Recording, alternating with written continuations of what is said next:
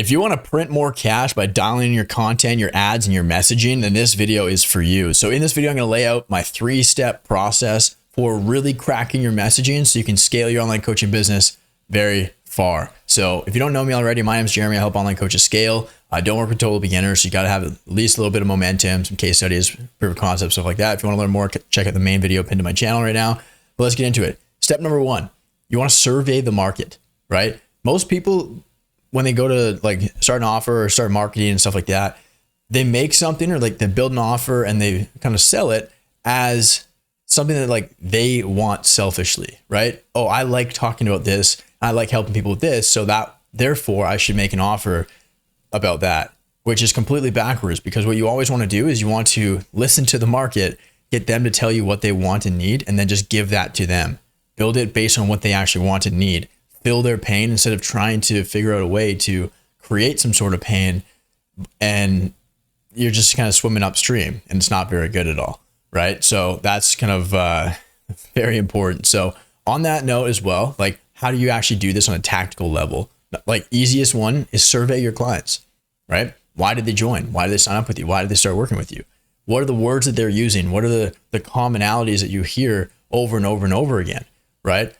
What, like, for example, a lot of people come to me because their marketing is just very inconsistent and unpredictable, or they have not enough leads or terrible quality of leads, right? And so those are kind of like the 4 main things that people tell me, and I hear them over and over and over. My clients keep telling me on onboarding calls and on sales calls and stuff like that. So then I spit those words right back in my marketing and I sell the solution to that.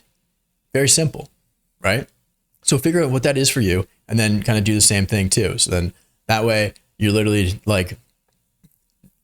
just giving them what they want and what they actually need to, right? Number 2, you want to like sell the vacation, not the plane ride, right? Hormozy talks about this all the time, where you want to sell them the outcome of like them on the beach in Maui, with a beer in their hand, feet in the sand, sitting on the chair, soaking up the sun, right? Life is good. What you don't want to sell them is the plane ride to get there. Right? You got to show up to the airport 2 hours early, check your bags, and then you got to wait, like go through security, take off your pants to walk through, and then you get there and then have to wait for like an hour before you fly, and then you eat shitty airplane food.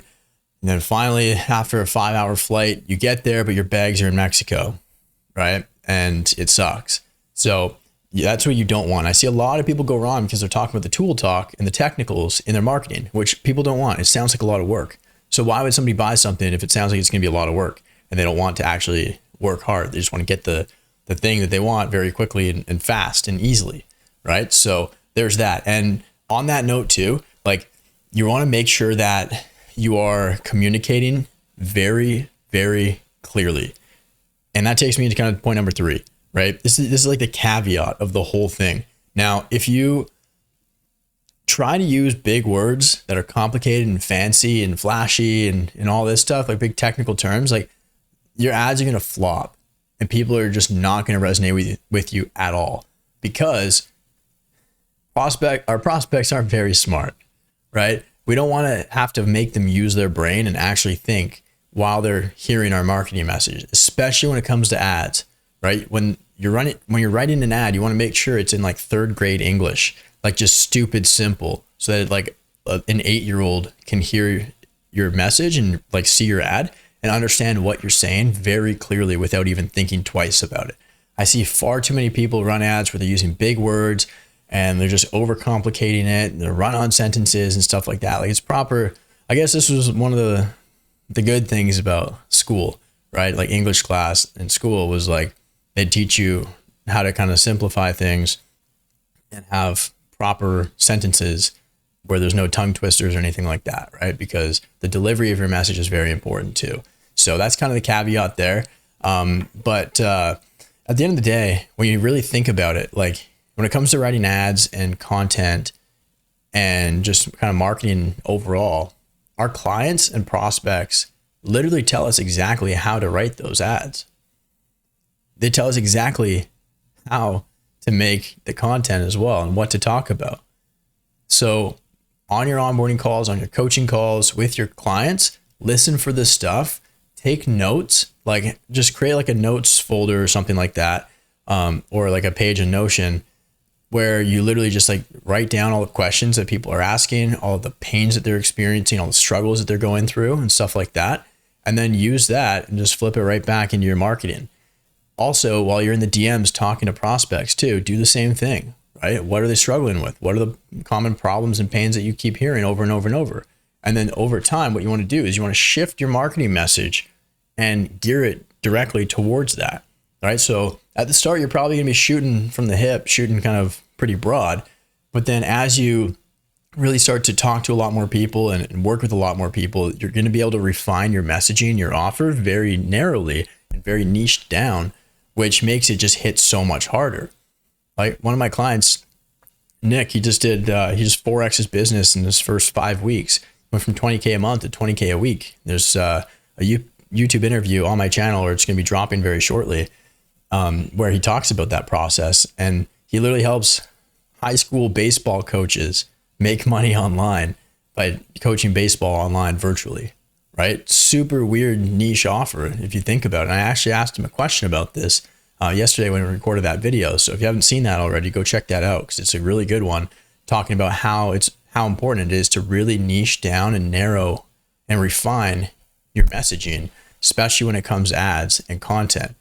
And when you do this and it's congruent throughout your entire funnel, your ads are attracting the right people who have a painful problem with money and urgency to solve it right now, then your content in the middle of the funnel is speaking directly to those exact people too. And then same thing carried out through the bottom of your funnel in your setting and your sales process and your retargeting ads and your VSLs. Then like when you have that congruency and that consistency from top to bottom, then your sales process and your sales cycle is going to be very streamlined and dialed in, right? Half the clients I sign up right now just sign up in the DMs on Instagram because they don't need a sales call because I've done this extremely well.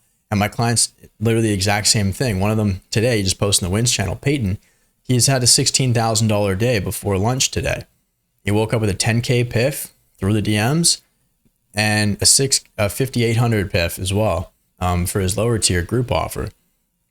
So there's like $15,800 before he was even able to go to the gym today and have lunch, right? And that's because his ads are very specific.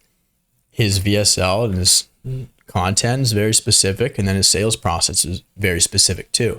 And he's just taken everything from that, like everything that his clients and his leads and prospects have told him, and just plugged it right back into his funnel. And when you do this properly, you're going to print so much cash you don't even know what to do with, right? And if you don't know what to do with it, there's two really good options. First one, you could join my program. I can help you print a hell of a lot more.